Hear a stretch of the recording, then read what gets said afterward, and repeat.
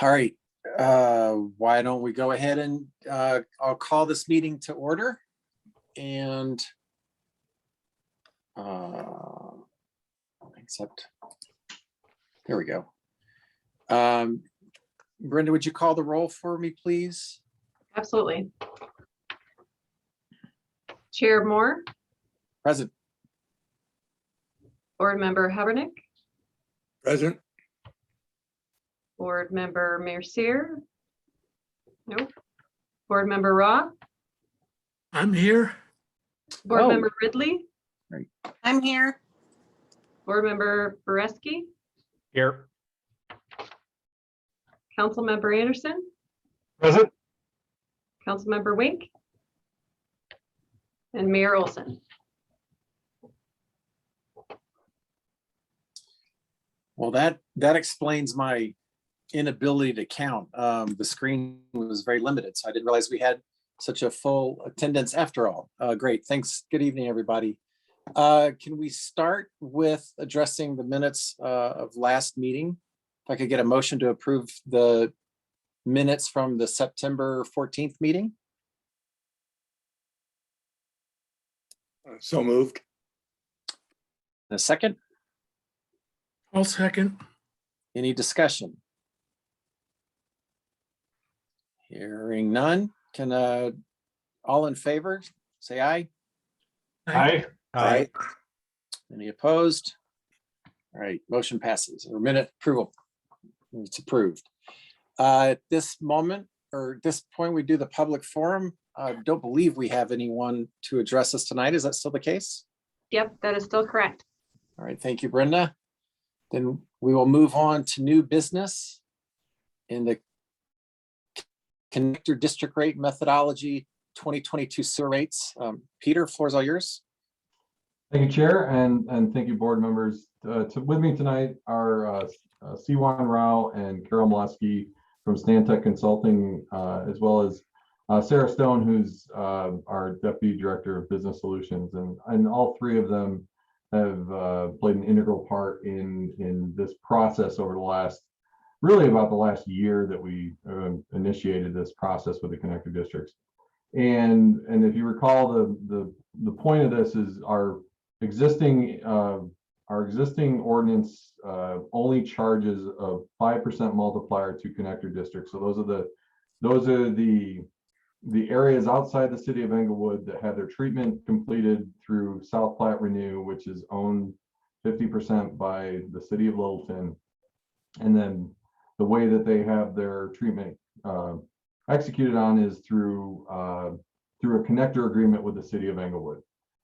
There is a process by which there's a process and a methodology by which, from an industry approach, we can use guidance to essentially account for the fact that the city of Englewood customers are owners and the outside connector district customers are non-owners, and there's a differentiation in the rates that they pay. And so that's the presentation we're going to go through tonight. We're a little bit out of order in our normal typical process on this. I actually did present this to study session last night at council. And so we talked this through with council last night at study session. We're talking it through tonight with the board. And the reason we did that is because we're running up against deadlines as it relates to meeting with the budget process through this year. And they just fell a day apart. So this is really, it was informational for council last night to provide feedback and questions, of which they did. And tonight we'll take the same feedback and recommendations from council or from the board, and that information will then incorporate into the rate and fee, or the sewer rate and fee ordinances that will go to council for first reading next Monday on the 18th. And so it's a little bit out of order, but we're up against a calendar crunch on this. So I'm going to share my screen here and make sure I get the right one. Okay, can everybody see that? Okay, perfect. So yeah, I'm going to move this is a new setup for me, so I'm going to move around just to make sure it doesn't look too awkward for me here.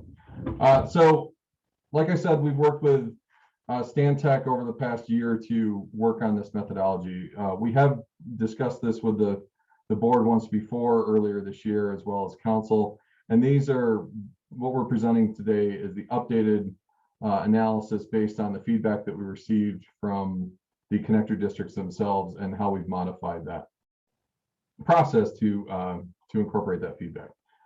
So we're going to go through the through this update. We're going to talk about the methodology revisions, the revised results, and then open it up for feedback and discussion. In March, we brought this to council to discuss the multiplier process.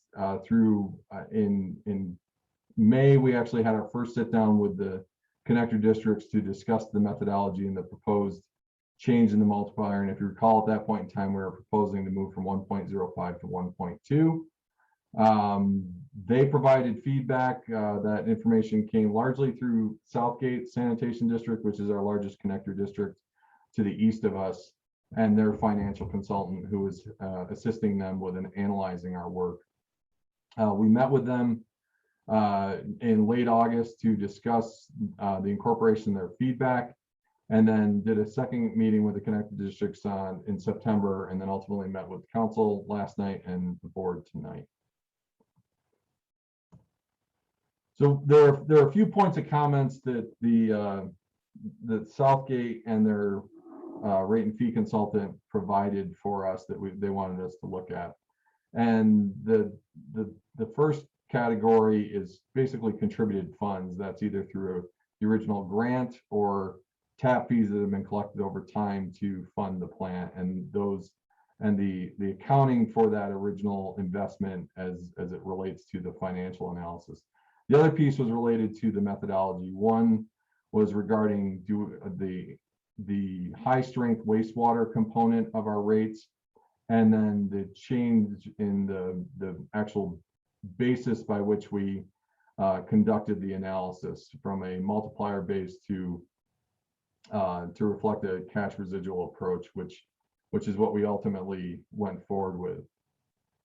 So the first, we'll take these step by step.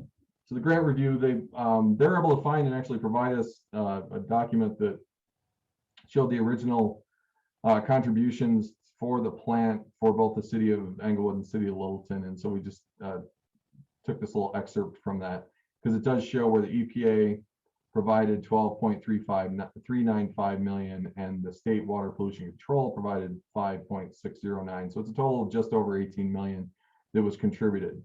That was contributed in 1975. So when we depreciate that money, those contributed funds, there's no residual value to it. So essentially they did provide us that yes, there was grants, but we were able to confirm that grant had no residual value, at which point it was a zero value in the analysis. The other piece that was raised was there was a question about whether the city of Englewood contributed to the land or not, because land is a non-depreciable asset. And it did turn out in the actual, we found the documentation in the actual agreement, the joint use agreement between the city of Littleton and the city of Englewood that documents that the city of Englewood actually did provide the land on which the plant is located, at which point that means that does not factor into the analysis either. So on the tap review, so the question was, there's so much growth in all these districts over the years, and there's been taps that have been contributed for years, and so there's got to be some amount of value. We had originally estimated 3.6 million in our estimate, and that was our estimate based on our best guess of what we thought the residual value of all the contributed assets or contributed taps fees were. We're actually pretty close. It turned out once we actually did the analysis and we asked them to provide us any information that they had on historical tap connections and fees paid. Turned out they didn't have a lot of information. We had good information back to 2016, and then prior to 2016, we had some information, but it was based on our billing system data, which allowed us to estimate what we thought the amount was. So based on that best guess using the available information that we had, the net fee once residual value fee of those tap fees was 3.1 million. So it actually went down a little bit. So from a Englewood Utilities perspective, that actually worked in our favor by $500,000 because we weren't overestimating that value. So we subtract that from the initial value of the treatment, the net value of the treatment plant. So we're actually happy that they had us look at that because again, it helped refine the answer and get us what's ultimately a better answer because it's better numbers. The third thing was on high strength wastewater surcharge, and the connector districts weren't sure that we actually charge for that and that wasn't incorporated. We actually do charge for this. We have 3 customers in the city of Englewood that contribute high strength wastewater. The most significant of which is Meadow Gold Dairy. So their wastewater profile is different than normal wastewater profiles, and so they have a corresponding charge. We have a set of rates associated with that high strength that we charge them extra because their wastewater requires more treatment than normal wastewater.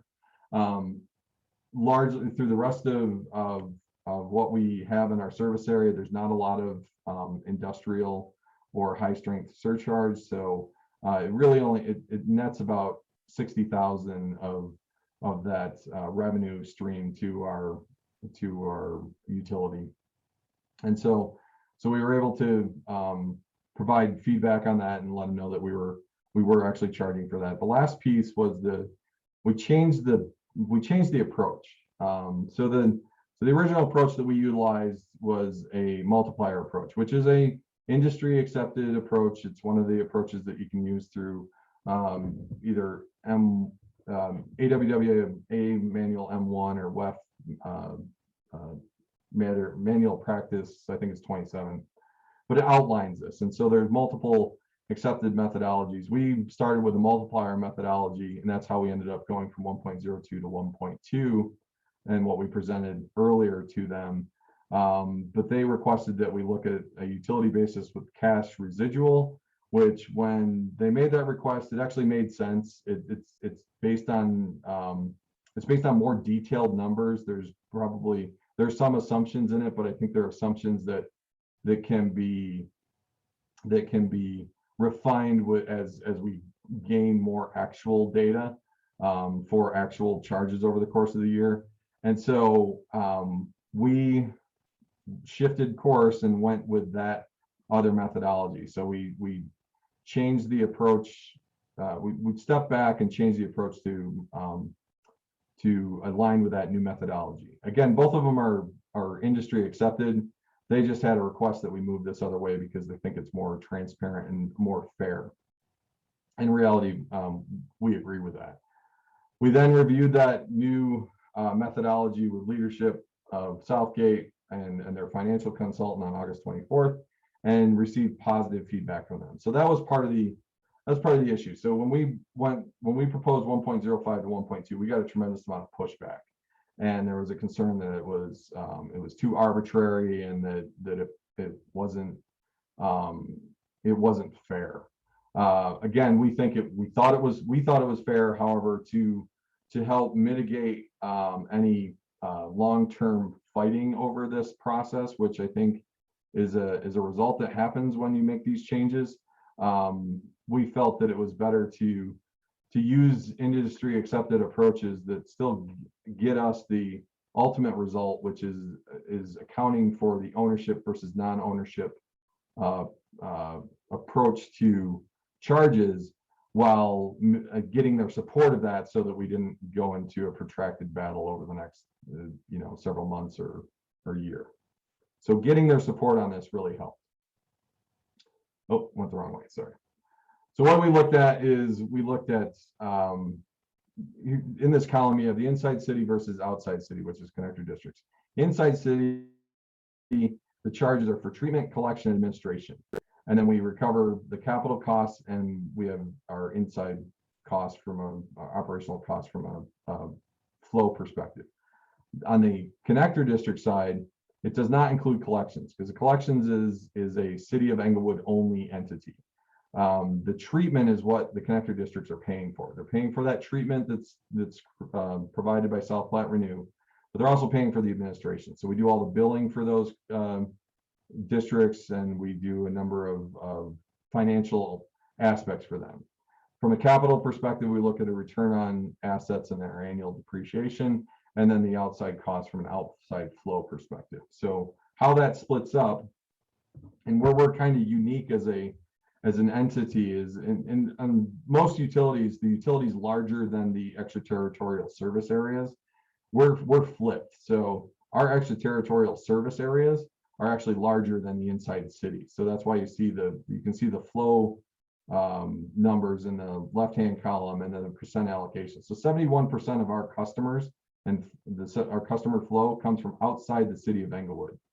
7% is inside city treatment only. And what that accounts for is the areas such as the largest of which is South Englewood Sanitation District, which is that southern third of the city where the collection system actually isn't part of the city of Englewood. It's part of South Englewood Sanitation District, which is why if you're in that area, which I live in that area, my bill has the treatment charge, and then it has a South Englewood Sanitation District charge, which accounts for the collection piece of it. So I have two different sanitary charges on my bill, and anybody in those areas have that. So that's 7%, and then the other 22% is the rest of the city that gets both treatment and collection service. So what that means from a revenue perspective and how that revenue requirement translated to the results for those charges is what you'll see here. And so we calculated a revenue need of $20,606,000. From that, we looked at the billed flow, and then we ended up with a cost per 1,000 gallons for outside city treatment, inside city treatment, and inside city treatment and collection. And so you can see those numbers on the right-hand column. So it's 401 for outside, it's 264 for inside, and it's 343 for inside city treatment and collection.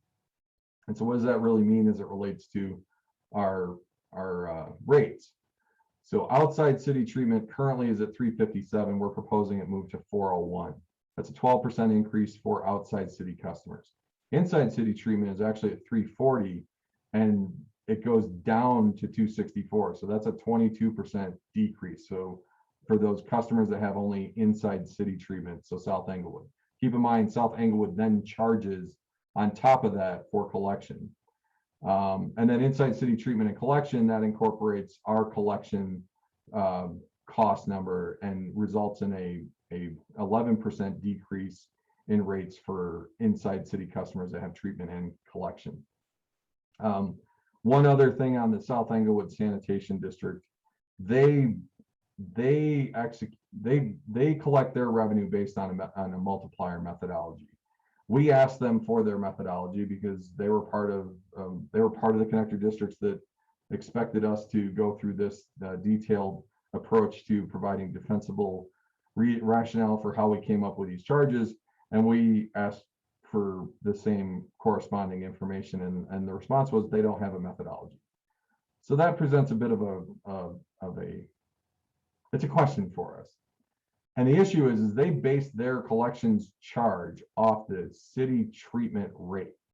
And so where we've struggled with this is there's no real connection between the cost related to the city treatment process and the collections charges, the collections costs for South Englewood Sanitation District as it relates to the city of Englewood.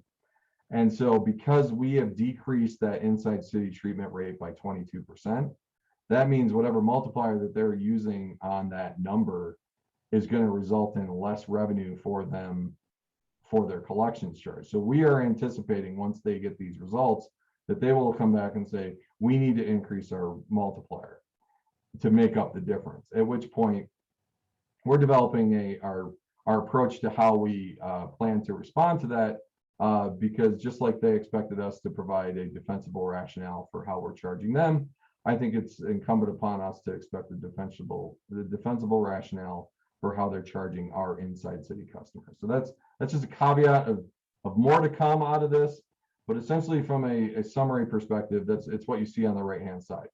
12% goes up by 12% for connector districts, down by 22% and 11% for inside city customers. And then what that means on the bill, outside city treatment bill goes up about $280 a month. Inside city treatment goes down around $5 a month, just under $5. Inside city treatment and collection goes around down just under $3 a month. How does that compare? It's about a $2 when we look at the total bill. You can see water and sewer where we are today at 6304. It actually results in a slight reduction to our bill, even when we incorporate the 4.5% increase to the water rates. You can see the 38.48 to 39.53. That's incorporating that pre-planned increase that our financial plan accounts for. But this resets. This is a one-time reset of everything. And then what we do is we build the financial plan for the future years off those new numbers. So we're planning for 4.5% increases off those numbers into the future. This is a reset year to reset that distribution of what the outside city customers pay versus what the inside city customers pay. So ultimately, it results in a multiplier. You could calculate a multiplier, but it's actually based on setting those charges. So the multiplier is an outcome of this process as opposed to a driver of this process. And that's the real fundamental shift that they were asking us to make. And realistically, we understand why, and that's why we ultimately made these adjustments. So what it means is, moving forward, we had council last night. We're presenting tonight. Our first reading is October 18th next week, and the second reading would be November 1st, and that would establish the new sewer rates and fees. We've moved the methodology, like we've talked about. One of the other requests that the connector districts have is that we move to monthly billing, at which point we're planning for that. That implementation would start in June 1st of next year, because that's when the annual billing cycle begins. We have a lot of work to do before we get to that, but it is a request that they've made. And frankly, it's better for our customers outside the city, because right now, once a year they get a $400 bill for their sewer that comes out of nowhere, that it's harder to budget for than if it's what we were talking about 25 a month. They can, or 27 a month, they can plan for that better. One of the things that the connector districts also asked for, which we think is prudent, is a true up. And so we have budgets that we base this on budgets for the next several years. And then the goal is every 5 years to look at it based on actuals. And then if there was any over expenses to the city, or over expenses or under expenses for the connector districts, there would be a true up one way or another to make it fair based on real numbers. And we would do that process every 5 years. And then what that would be is, one way or another, it would be a contributed value that we would then amortize over a number of years. So there wasn't this sudden spike that we'd have to deal with. It's a way to just smooth this all out, to look at a 5-year arrears to ensure that we're collecting fairly based on the methodology. And then the last thing we figured out in this whole process is we got to get better about our TAP accounting. So we're going to work on that. And really, it's not just what we have to do, it's what we're expecting from our connector districts in terms of what they submit for the collection, the TAP fees that they connect, or that they collect, and then ensuring that they are collecting them and that they're making it to us, and making sure that on both ends of that transaction, we have good documentation that that's occurring.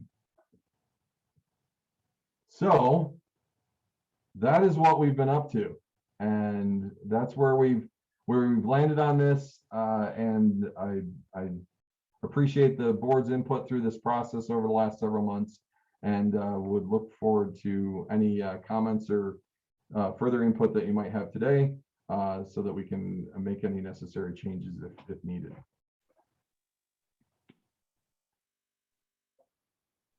So I'll open it up back to you, Chairman. Well, does anyone have questions or comments for Director Van Ryn? You can either speak up or raise your hand, or either way.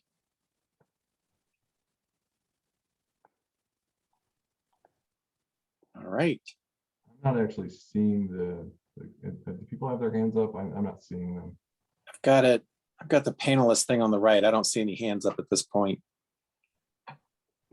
I think then we can proceed. No further questions. I think we can proceed to the motion that's being requested, which I think. Yeah, so the motion we would look for is a move to recommend the city council to approve by ordinance and resolution the 2022 sewer rates as presented. Can I get a motion?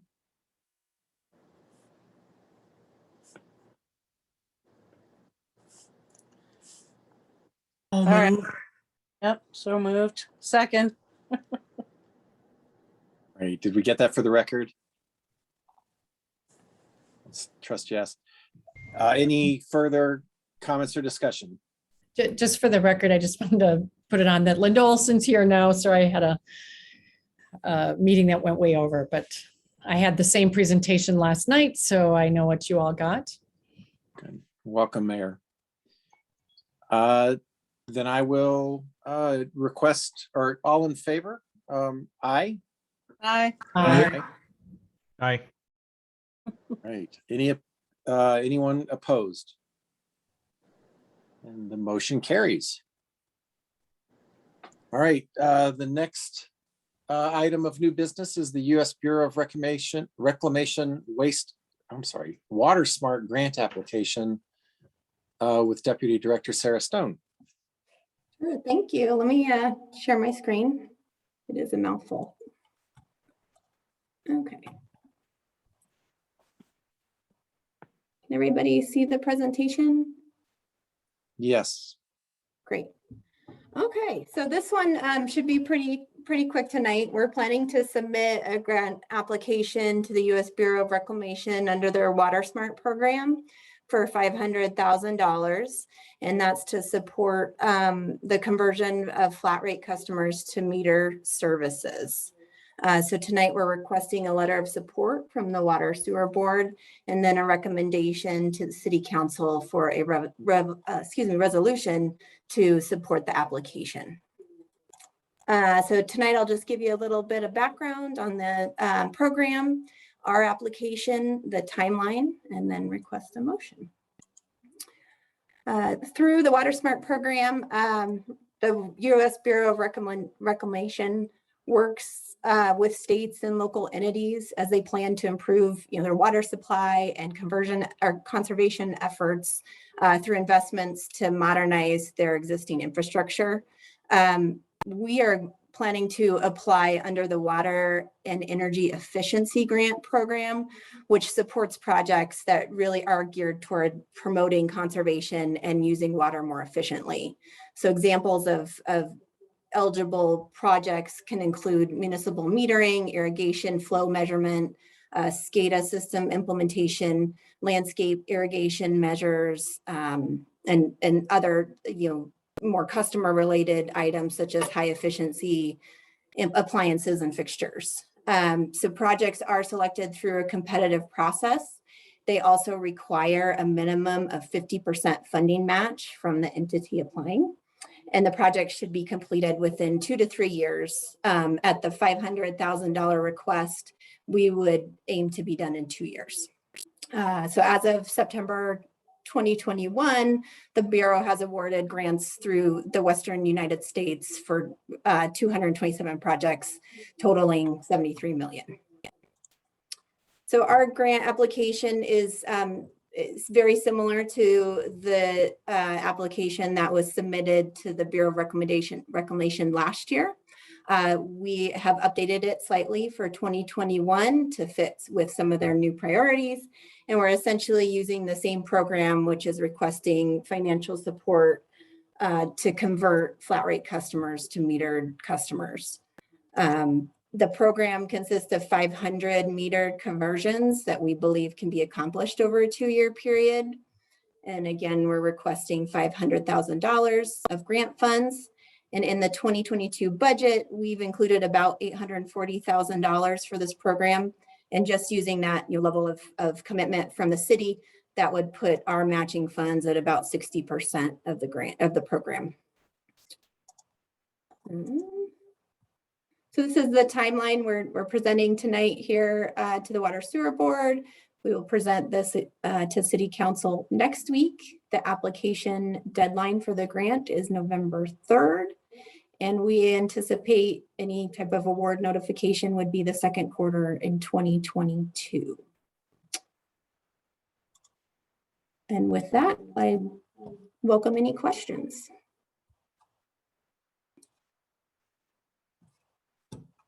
And I also cannot see if anyone's raising their hand.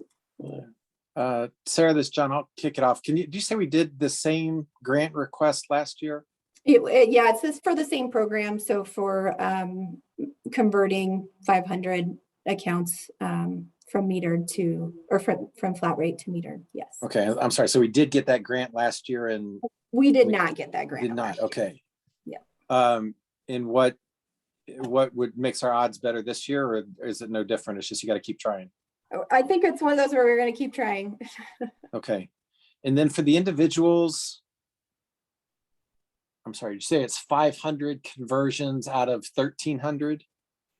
And so, and what would be the process for selecting those? So there is a voluntary process right now where customers can come to us and ask to go ahead and make that conversion. So if there are individuals already on that list, we would go ahead and start there. And then we would do a public outreach campaign to find those that are most interested in converting right away. Yeah, I can add to that too. So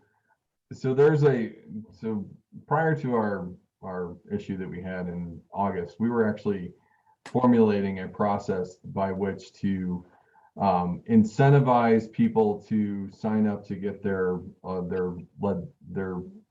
meter/lead service line replaced. And then by structuring this such that there was an advantage to saying there's an advantage to them to sign up by a particular date, they could access these funds, which would help them offset their costs. That would encourage people to more proactively and do this. So those are the ways that we've been looking at potentially structuring this. We have a framework for this, and like I said, we were going to present this later on this summer, but we've been subsequently diverted to things like Backflow that we've decided are more pressing right now. As things settle down this fall and winter, we'll bring that back as a more incentivized and defined approach to getting everybody that's on a flat rate meter converted in the next 2 years generally. This provides a funding mechanism to provide an incentive to get people to sign up ahead of time, and then we can decide after that how we want to help split the funding. And what is the average cost of conversion to a citizen today versus with the assistance? I believe the cost on the city right now, or on the citizen right now, it's the meter cost. So it's anywhere between $400 and $900. Okay. And I'm sorry, did you say we know or don't know yet how much we'd be putting towards the grant money towards the individual?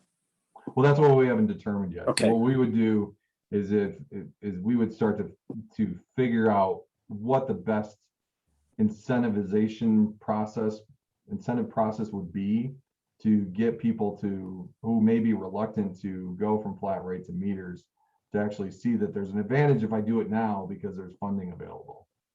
Then long term, so whether we do this, if we're successful with this once or even multiple times, if we get down to the point that there's X number that cannot be enticed, is it still ultimately the goal that those will become mandatory conversions? That was part of that is actually part of what we've developed in terms of the strategy is we would bring it to the board and then bring it ultimately to council to change the code away from this is a voluntary program to this is a mandated and here's a timeline within which this is going to occur. So either you use this incentive process period, or we will just do it, at which point we'll put a charge on your bill. We haven't figured out those details, but we do, like I said, we have worked through this and we're about ready to present it. And then our priorities changed a bit. So it's almost there to bring forward. You're saying it would require council's approval to make it mandatory down the road. Yeah, because there's something we already have language in code about the voluntary piece of this, and so what we'd want to do is we'd want to shift it away from that voluntary piece of code to something that's more required, so that we can finally eliminate the remainder of the flat rate accounts. You know what, just to throw this out, the incentive is probably more effective if the outcome is known. If individuals know where this is headed and it really is, you might as well get it while there's money. It'd probably be easier to get the first 500. Again, if we get the grant. So it may be worth, as we think through that process, even going as far as getting council to make the change sooner than later. I don't know if that's something that council would consider. Again, I know the thought needs to be part of a bigger process, but I think if we lock into the ultimate destination here, I think that it again might get more volunteers. Yeah, and I see the mayor has her hand up, and what I wanted to say on this was, we were actually trying to get this to council before, Mayor, you were term limited, because we know that this has been an issue that you have brought up many times. And so we had talked about this earlier in the summer. Let's get it in front in August and September. And then we had the issue with the E. coli, and it just derailed everything. Mayor? Yeah, so this has been a 12-year. John, you were on when we talked about this, but remind me again, and I might have missed you saying this, but isn't it a state law that we do this? We don't necessarily have there's no state requirement. It's that we have to actually have them off a flat rate onto meters. I think what's ultimately going to start to drive this is the lead service line replacement, because a lot of these flat rates that don't have meters are likely historic service lines that are probably lead. And so there's a whole nother piece of this that we have looked at the ARPA funding coupling with this funding to make it so that we can target initially lead service line and flat rate meter all at the same time, and then utilize those two funding streams. And then as we gain more funding streams over time, we can then attack the larger lead service line throughout the city. But in terms of an actual requirement, it would be something we would do. I think it's connected to the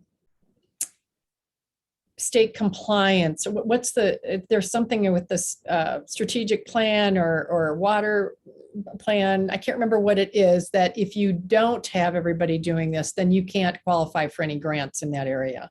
So, and that could very well be, that could be a CWCV requirement. I think that is it. You're right. It's the Colorado Water Conservation stuff. I think that it is. And John, you remember that? And that was what was fueling it. We found out we had some people that were really angry that we weren't following that on my earlier days. But that sort of seems to have gone by the wayside. But I think that is it. We can't qualify for any of the state loans unless we get to that point. And that could very well be. Yeah, I'm in total favor of us trying to figure this out. And if it's lead, I've never heard that before, that might be what's keeping people. But we also have the program where you can roll it into your monthly bills, right, and pay it off that way, so it's not all up front. And I don't know that everybody's understood that, but I think I love that you're thinking through what the comparison rates are and how it's going to play out to show people that this could actually save you money in the long run. It's like other things, you got to make it work financially, otherwise people aren't going to want to do it. Yeah, not only is there incentive cost of the cost of the meters, but if you're on a flat rate account, your water costs more, because the bills it is not a benefit to be on a flat rate account in terms, especially if you have any amount of water conservation on your property or in your house. It is more advantageous to get off of flat rate and onto a meter. And I didn't want to misspeak. I don't know that people are not doing it because of lead service lines. What I'm saying is that we anticipate coordinating this. And so there's not only the funding of the meter piece of it, But once we get in there and we put a meter on, if we're touching a lead service line, we're removing a lead service line. Yep. So that's where we'd be looking at the ARPA funding and potentially using some of that to help supplement this process. I love this. Even if you don't do it under my term, obviously I'll be there. I mean, I'll be behind quietly somewhere. Yay. We'll keep you informed. I will just note, Mayor Olson, that it is in city code that once a property changes hands, if they have a flat rate, that they do have to convert. But there are people that don't know that and it doesn't happen. I So, know. which Yeah. is crazy. Something's not working with that. Yeah. But thanks. Any other comments or questions?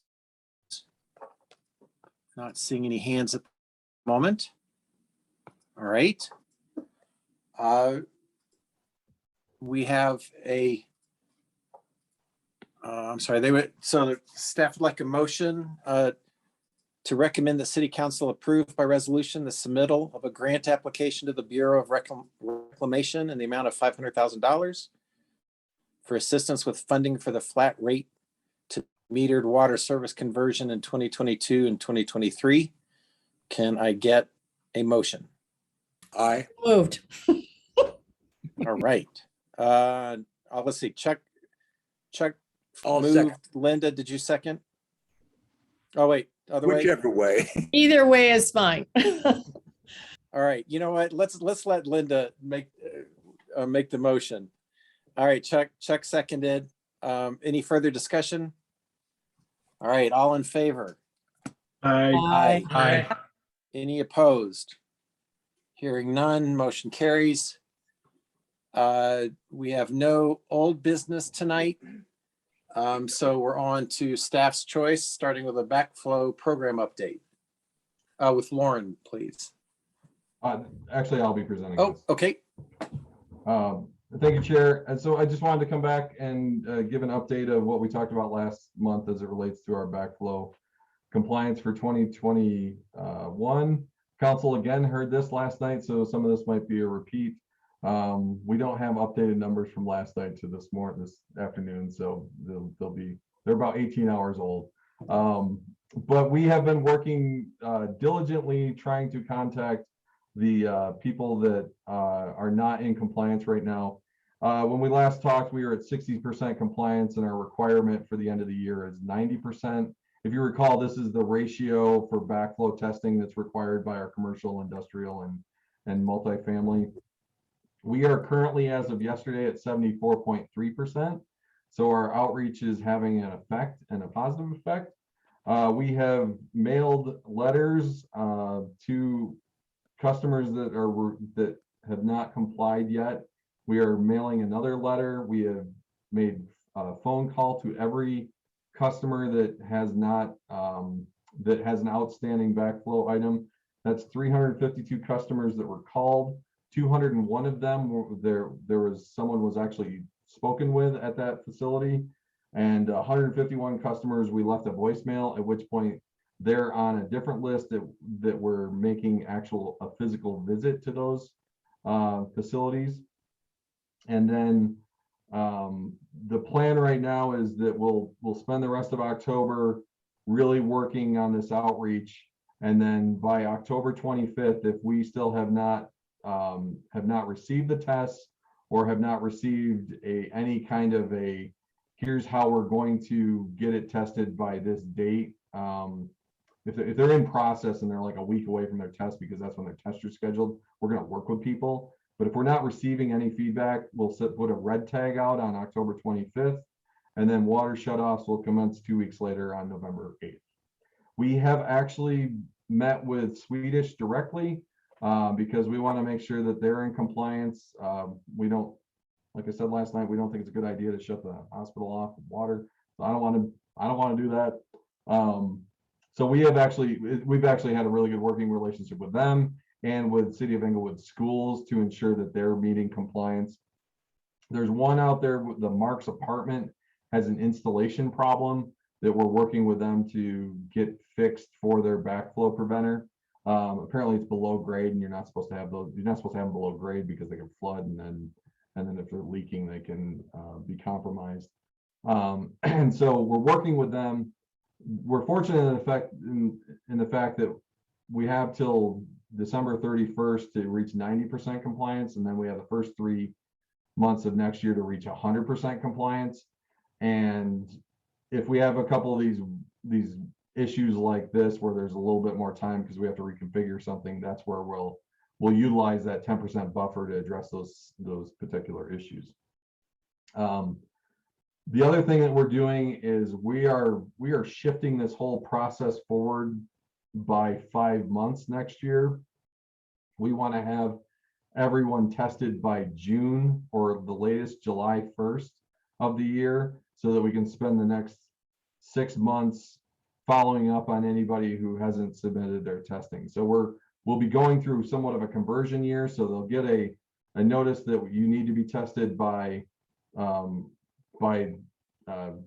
8th for this year, and then early next year we're going to say we're going to send them another notice that says now you need to be tested by July 1st, and that will be the shift that occurs. At that point in time, we think we will have protected ourselves from any vulnerability as it relates to this program, and ideally would not have issue with any kind of a violation from the state. The other piece of this that we've made progress on is, as I talked about this issue along with a couple of the other compliance issues we had this summer, what was being uncovered was the decentralization of our compliance requirements, and so there wasn't any one person who was responsible for that, and since so we made a shift in terms of how we are staffing, and have been able to hire an environmental compliance coordinator, and that's Lauren Worley. She started a couple weeks ago, and she has a background in this. Actually worked for CDPHE for many years, so we feel very fortunate to have someone who understands how the state works to be able to help us achieve compliance. I think centralizing this and ensuring that we have a centralized programmatic approach to all of these compliance issues, I think should be that transition that we need to ensure that we're not dealing with violations in the future. Can't guarantee that there won't that the state won't find something, but I think we're putting everything in place to ensure that we minimize the possibility of that. So Lauren's on the call today. I just wanted to highlight her. I think she just turned her camera on, and she can, if it comes up, she can wave. If not, just know we hired Lauren. So so that's the update of where we're at. I'd look for any questions or feedback from the board.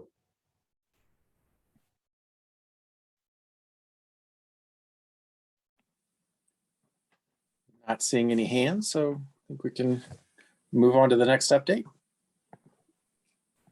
Okay, thank you.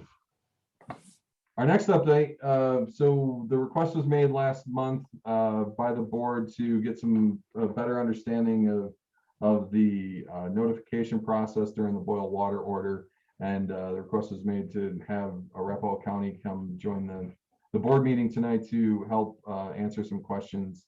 And so we have Michael Durkin here today, who's with Arapahoe County, who was part of this process as we were working through the boil water order, and Michael has joined us to help answering the board questions that you may all have. So thank you, Michael, for being here, and I'll open it up to the board.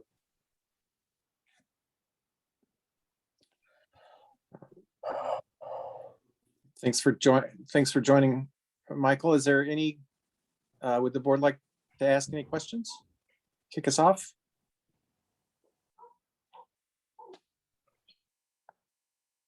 And if folks would prefer, I have a brief update as we've kind of been investigating the problem a little bit. So if you'd like, I'd be happy to kind of kick things off that way. Please, that'd be great. Sure. So as you know, we've been kind of tracing the issue that we had with the IPAWS system to figure out how did a system that is supposed to bleed over about, maybe 1/10 of a mile bleed over about 10 miles. And so we followed that through the system that we use to interact with the system, and that completely checked out.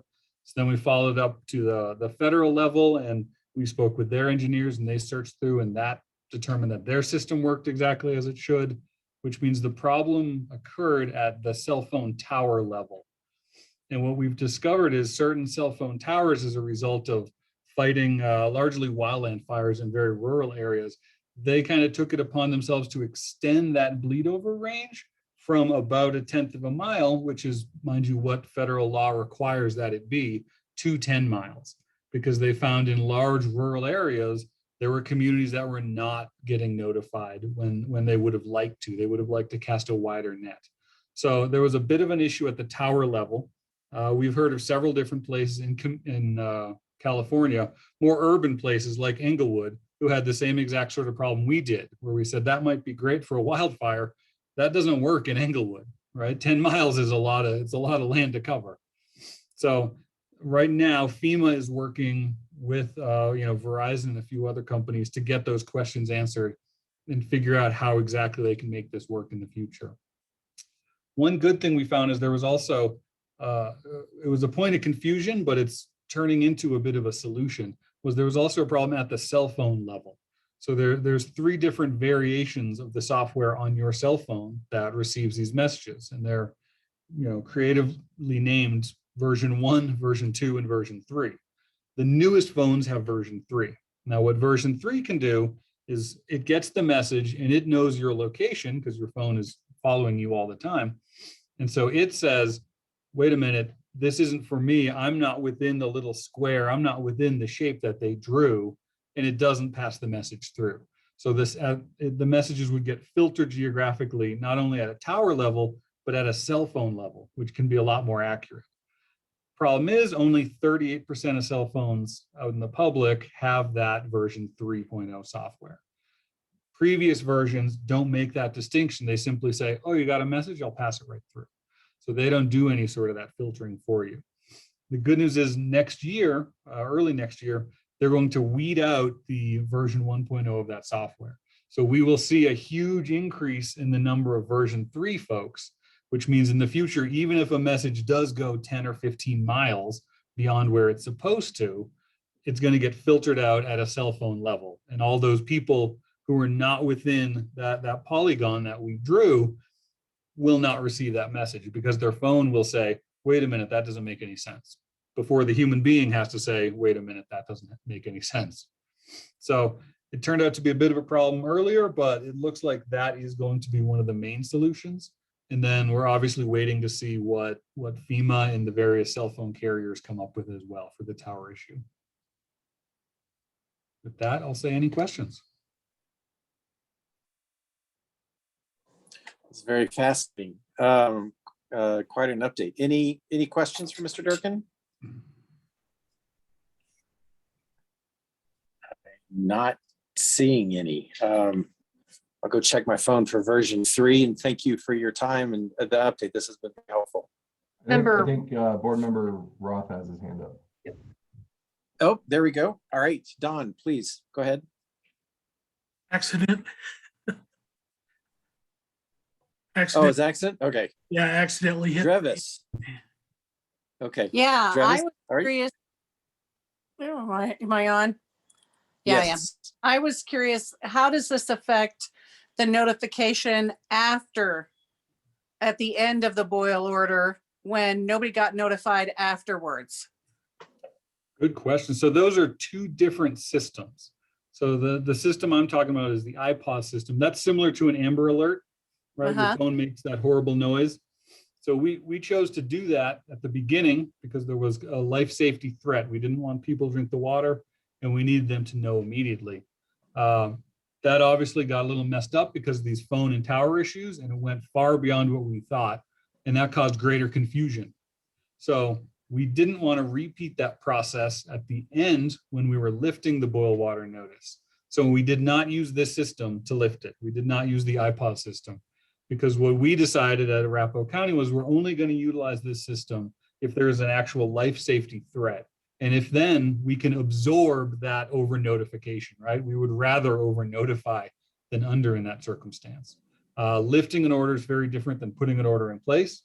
And so what we did instead was we went through the 911 system and did a reverse 911. So very different systems in the way that they work. Well, the reverse 911 only went to that immediate 1/10 area and not to the 10-mile area.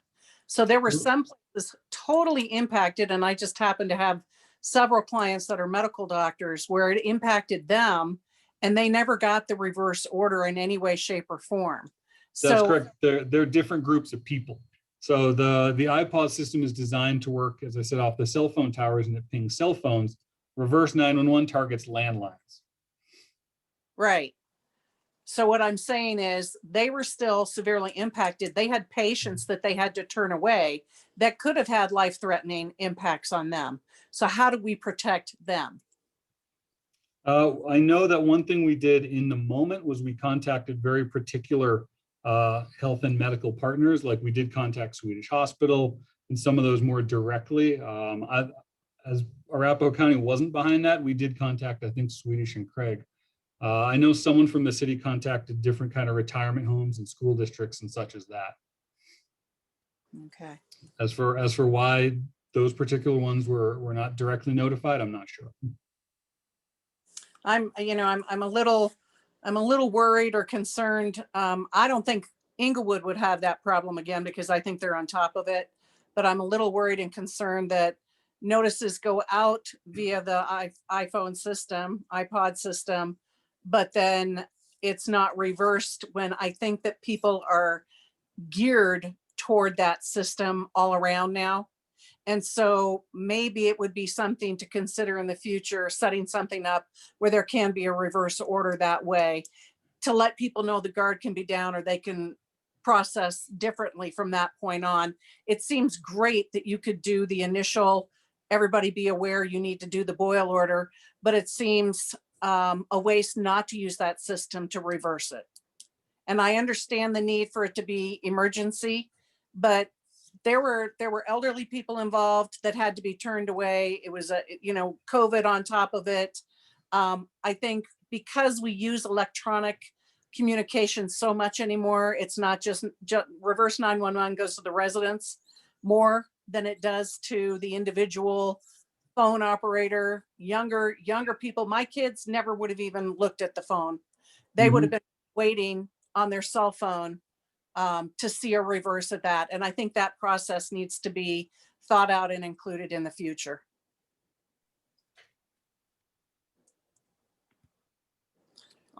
I wonder this, John, I just also wonder, it's one thing not to, the reverse 911 is sending the message out on a totally different medium.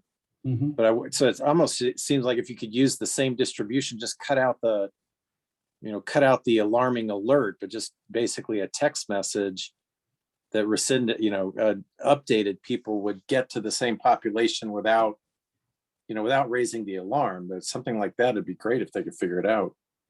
Yeah, and to be clear, iPause works geographically, and as we've seen, it does not work geographically as well as we'd like it. Yeah. So in sending a notice to lift the order, there's no guarantee that we're hitting the same population that received the first notice.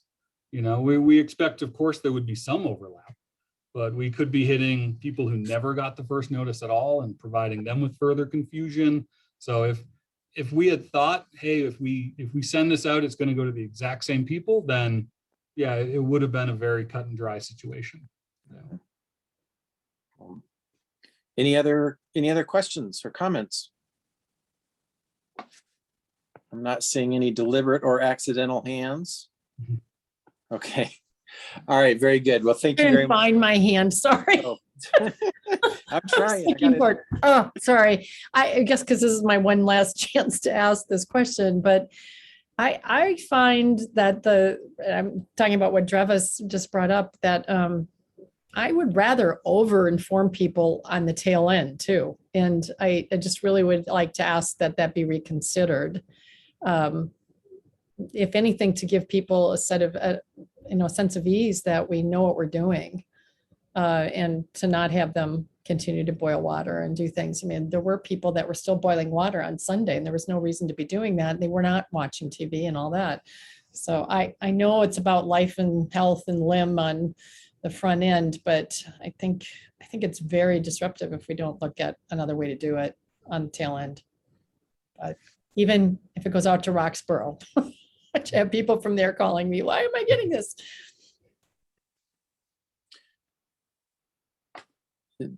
I wonder if there's a way, I mean, if the board wished, is there a way to more formally share that preference? Or, I mean, who would that be with? In terms, I mean, again, the current criteria is the life-threatening threshold, but in terms of the feedback that a situation like this really, you know, at least this, I think, well, I don't know the board's overall feeling here, but there's certainly some sentiment on the board that some follow-up was warranted if we could, you know, if the technology could be supported. Is there any place to register that, those feelings more formally? I mean, I won't speak for the board. I suppose they could issue, you know, a preference or some kind of official statement on it. I would be the primary conduit between the city and the county relating this, and I can assure you I've heard pretty loud and clear at this and other venues that they would have preferred that second notice go out. So that's definitely been passed up my chain of commands, and it's one reason why we've gone so far as to follow the kind of chain of different users and different services in this system, because we want to make sure that we can use it reliably for when we need to. Because the reason the second notice was not sent, the life safety is not necessarily a pre-existing requirement that we have on the system. That was a requirement that we made during that event because we had lost confidence in that system. So that's not a pre-existing rule that's just out there that applies all the time. That was our choice, because when we sent that first one, it had caused such a massive level of confusion that it crashed the city's website. And I know several different places were inundated with calls. And so we wanted to make sure we didn't cause that harm in that immediate moment. So then we said, okay, let's put that life safety kind of limit on it until we can have our confidence restored in the system. So my thought is once we find out more about these conversations between different communities in California, as well as FEMA, as well as Verizon and the different carriers, we'll know a lot more information on that. And if there were an emergency in Englewood tomorrow, we would utilize that system again if need be, because we also would rather over notify in the case of an emergency than under. Where I think we will be at a level fairly soon where we'll have a lot more increased confidence in the system as we learn more about what's going on and diagnose exactly what's happening. Thank you. On the Amber Alert, we get alerts when they found the young person usually, right? So I think it's always helpful for people to get the final alert that things were taken care of. I'm on a system, my full-time job is at the University of Denver, and we have a safety security thing, and I get stuff at 2 a.m. in the morning. There's shots on ILIF, and it's very upsetting. And the students need to know this, they get indoors. And then they get a follow-up with this. As soon as it's cleared, they're followed up. They don't say, well, it doesn't matter anymore because it's all done and over. So I just think there's good reason to do a follow-up. So I strongly recommend we do some kind of a encouragement to follow through on it, so everybody's got a real high trust level of the system. Yeah, and one other initiative that we've taken on is so that other system, the reverse 911, the one that's not iPause, that can do cell phones as well, pending people have opted their cell phone number into it. So we have begun, and I know the communications folks are working on a different marketing campaign. So that way Englewood will have different kind of layers of reaching out to citizens in the event that they would need to.